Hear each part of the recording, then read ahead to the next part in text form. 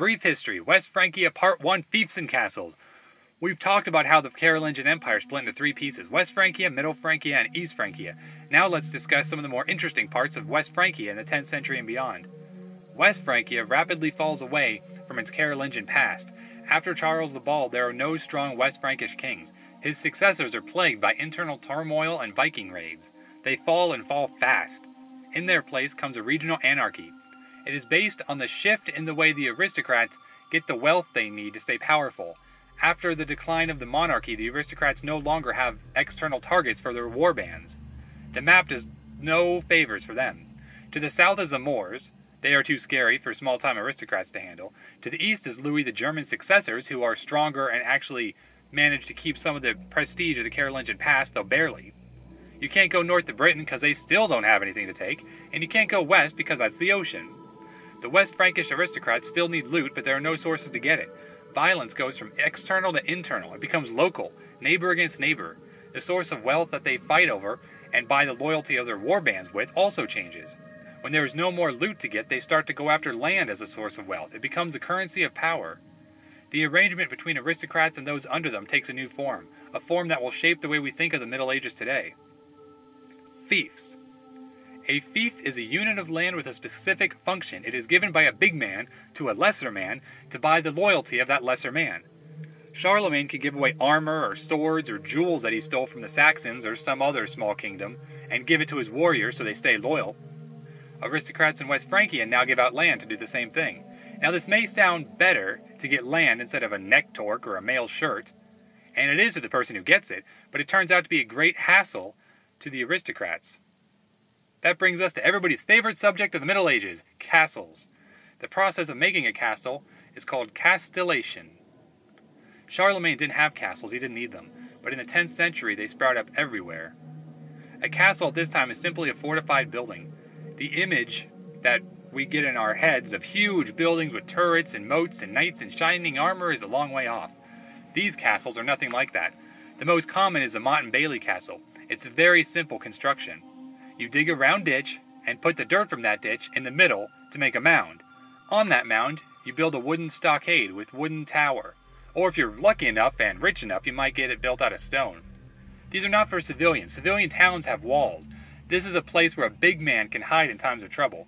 Warfare of the time favors the defensive-minded. It's really hard to take down a castle during the 10th century. The regional anarchy in West Francia is built on the combinations of fiefs and castles. Let's see an example. Let's say Lord Franny gives Guy Charles a fief so that Guy Charles pledges his loyalty to Lord Franny. Guy Charles says, absolutely, I'll be as loyal as can be. Guy Charles goes to his new bit of land and builds himself a castle.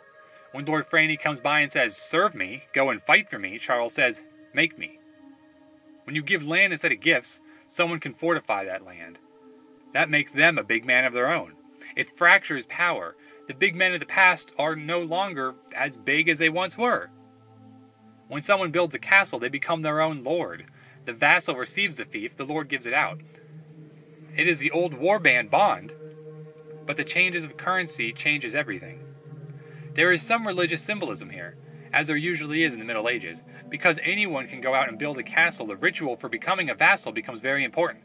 Lords need to make sure that their vassals won't go and hide in their castles, so they have to promise their loyalty through an oath. The ceremony usually contains relics or a Bible, and oftentimes happens in a church.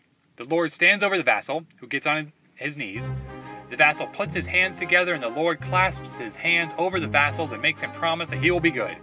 This is when Christians changed their praying stance. Before, Christians prayed with open arms. Now they pray with hands together. It symbolizes the lord and vassal relationship between God and humans. Now some say that the hands together praying comes from slaves putting their hands together to be shackled, but I prefer this theory, it's happier. The political system in West Francia becomes fighting between neighbors to take their land and distribute it to their own vassals who will hopefully fight for them while the vassals are all putting up castles. This is the beginning of feudalism. The problem with feudalism is that it mistakenly makes the time period feel as though there is some type of unity going on. Enough unity that it deserves its own word. If the Middle Ages are unified in anything, it's that there is no unity. There is no catch-all term.